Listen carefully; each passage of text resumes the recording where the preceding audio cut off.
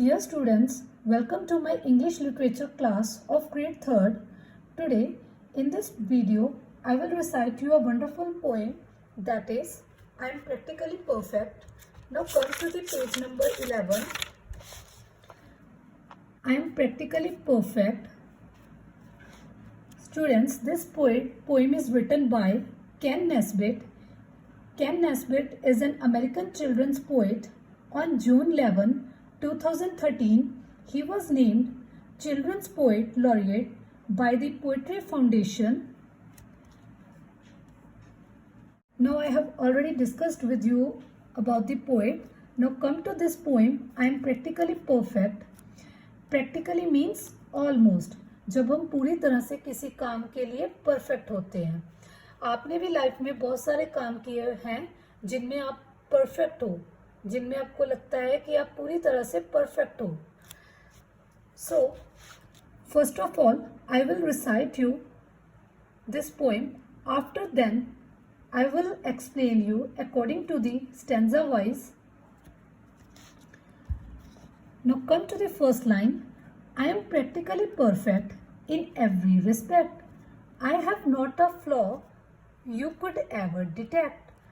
As soon as you know me, I am sure you will agree. There is no one around who is as perfect as me. I am friendly and caring with a generous heart. I am funny and charming and totally smart. At school, I listen to what my teachers say. I am also athletic in so many ways. My clothes are tidy, my hair is just right, my teeth are all straight and they are shiny and white. I am practically perfect, I am sure you could tell. And oh, did I mention I am humble as well. Now come to the first stanza. It will clear you more. I am practically perfect in every respect. Here I कौन है? Poet. कौन है? Poet. I have not a flaw you could ever detect. Poet कहता कि मैं हर काम में perfect हूँ, चाहे वो कोई भी हो. I have not a flaw. Flaw means कोई भी bad quality. You could ever detect. Detect means find करना. वो कहता मेरे में कोई ऐसी बैड क्वालिटी नहीं है जिसको तुम फाइंड आउट कर सको, मेरे में जिसको तुम ढूंढ सको. As soon as you know me I am sure you will agree. जैसे ही तुम मेरे बारे में जानोगे तुम भी एग्री हो जाओगे. There is no one around Who's as perfect as me. कहता पूरी दुनिया में कोई भी ऐसा नहीं है, सारी जगह पे कोई भी ऐसा नहीं है जो मेरे जैसा परफेक्ट है. Now come to the second stanza. I am friendly and caring with a generous heart. Generous means kind. वो कहता कि मैं फ्रेंडली भी हूँ और दूसरों के लिए केयरिंग भी हूँ और मेरा जो दिल है वो बहुत काइंड है, साफ है. I M funny and charming and totally smart. मेरी जो नेचर है वो फनी भी है, मजाकिया भी है, चार्मिंग भी हूँ, देखने में भी सुंदर हूँ, अट्रैक्टिव हूँ या फिर कह सकते हो ब्यूटीफुल हूँ. And totally smart. स्मार्ट का मतलब यहाँ पे है कि मैं कोई भी काम करता हूँ वो आफ्टर एनालिटिकल थिंकिंग करता हूँ, पूरी तरह से सोच के, समझदारी से. At school I listen to what my teacher says. कहता स्कूल में भी मैं वो सब कुछ सुनता हूँ जो मेरे टीचर्स मेरे को कहते हैं.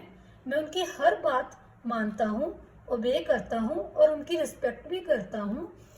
I am also athletic in so many ways. कहता मैं एथलेटिक भी हूँ. एथलेटिक का मतलब स्ट्रॉन्ग होना, ताकतवर होना, एक्टिव होना, चुस्त होना. कहता मैं हर काम में एथलेटिक हूँ, स्ट्रॉन्ग हूँ, एक्टिव हूँ. कोई भी काम है वो मैं पूरी तरह से फुल एनर्जी, एनर्जेटिक पावर के साथ करता हूँ. Now come to the last stanza. My clothes are tidy, my hair is just right, my teeth are all straight and they are shiny and white. Poet कहता मेरे जो clothes हैं वो tidy हैं. टाइडी का मतलब नीट एंड क्लीन है. My hair is just right. Right का मतलब सही होना. मेरे जो हेयर्स हैं वो बिल्कुल सही हैं. I am perfectly perfect. I am sure you could tell. वो कहता मैं परफेक्टली परफेक्ट हूँ, हर काम में सही हूँ और मुझे पता है, श्योर हूँ मैं 100% कि आप भी मेरे को बताओगे. And oh did I mention I am humble as well. वो कहता कि क्या मैंने मेंशन किया है कि मैं हम्बल भी हूँ. हम्बल मीन्स पोलाइट होना. Now I will give you the summary of this poem. Overall, in this poem, the poet describes about himself that he is practically perfect in every aspect of field. He is very humble and kind in his nature as well. So, no one can detect any mistake because he is perfectly perfect in everything. He also has expressed himself in the way of funny, charming and smart. Moreover, in the last stanza, he also depicts about his hairs and clothes that are neat and clean. Students, now come to the exercise. I have already given you the assignment on date 2nd April 2020. First of all, we will discuss the word meaning again, as I have already discussed you in the stanza. First word, practically. It means almost or very nearly. Second, flaw. That means bad quality. Detect means find out. Generous, kind, athletic, strong and active, humble, polite. Again I am repeating, practically, almost, flaw, bad quality, detect, find out, generous, kind, athletic, strong and active, humble, polite. Now come to the question answers. How does the poet describe his hurt? उसने अपने hurt को कैसे describe किया था? हमने first stanza में read किया था ना. The poet describes his hurt as generous. उसका जो दिल है वो बहुत साफ है, काइंड है. What does the poet do at school? The poet listens to what his teachers say. जो पोएट है वो कहता कि मैं सब कुछ सुनता हूँ जो मेरे टीचर्स मेरे को कहते हैं. मैं अच्छी तरह से उनकी हर बात को लिसन करता हूँ. Describe the poets. इसमें हमने डिस्क्राइब करना है क्लोथ्स, हेयर, टीथ, कि उसने अपने क्लोथ्स को कैसे डिस्क्राइब किया है, हेयर को और टीथ को. The poet's clothes are tidy. कैसे थे उसके clothes? Tidy means neat and clean. The poet's hair is just right. जो उसके हेयर्स हैं वो सही हैं, राइट हैं. The poet's teeth are all straight, shiny and white. जो उसके टीथ हैं वो स्ट्रेट भी हैं, सीधे हैं, शाइनी हैं और वाइट भी हैं. तो come to the part C. Read the lines given below and answer the questions that follow. So students, these are the extracts. Now come to the first extract. I am practically perfect in every respect. तो extract में क्या होता है, हमें line given होती है poem में से, या फिर कोई भी आपकी स्टोरी है उसमें से लाइन्स होती हैं, उसके रिलेटेड क्वेश्चन गिवन होते हैं, क्वेश्चंस, और we have to answer related to that questions. Now come to the first extract. I am practically perfect in every respect. So this line is taken from the first extract And the question is, why does the poet say the above line? Poet ने ये line क्यों बोली है? I am practically perfect in every respect. The poet says the above line because he does not have a flaw we could ever detect. उसने ये line इसीलिए बोली है क्योंकि पोएट कहता कि मेरे में कोई भी फ्लॉ, कोई भी बैड क्वालिटी नहीं है कि कोई भी उसको डिटेक्ट कर सके, फाइंड आउट कर सके. Second of this first extract, why does the poet want you to agree with? The poet wants us to agree that there is no one around who is perfect as him.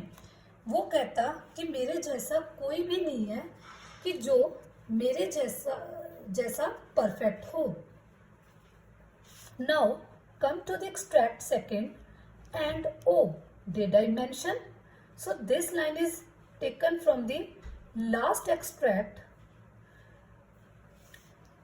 वो कहता कि क्या मैंने mention किया था, क्या मैंने mention किया है? What did the poet want to mention? क्या मेंशन करना चाहता था poet? The poet wanted to mention that he was humble as well. तो पोएट क्या मेंशन करना चाहता था? कि वो हम्बल है. हम्बल का मतलब काइंड, पोलाइट. हम्बल का मतलब पोलाइट, कि वो पोलाइट है.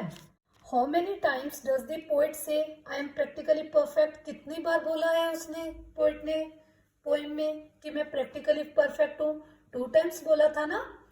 एक तो फर्स्ट स्टैंजा में बोला था आई एम प्रैक्टिकली परफेक्ट. उसके बाद एक उसने लास्ट स्टैंजा में थर्ड लाइन में बोला है I am practically perfect. So total 2 times बोला है उसने perfect. Now come to the page number 12, book page number 12. Take the words that the poet uses to describe himself. कौन से words हैं जो पोएट ने अपने आप को डिस्क्राइब करने के लिए यूज किए हैं? That are humble, friendly, funny and charming. Now come to the page number 13. Fill in the blanks with rhyming words from the poem. Now here we have to fill the words, rhyming words from the poem. Poem में से हमको rhyming words fill करने हैं. What are rhyming words? Which have the same sounds, जिनकी sound similar होती है, same होती है. First one is respect. What will be the rhyming word? Detect. Respect, detect. The sound T is coming. Respect, detect. Me, agree. Me, agree. Here the sound E is coming. Me, agree. Hurt, smart. The sound T is coming. Hurt, smart. In case of smart, T. Sound T is coming. Hurt, smart. Right, white. Right, white. Tell, well. Last word L. Sound L is coming. Well. Tell, well. So, in students, we have completed this poem along with question answers and book exercises. Now I will give you the another concept in the next video. See you later. Have a nice day. Thank you.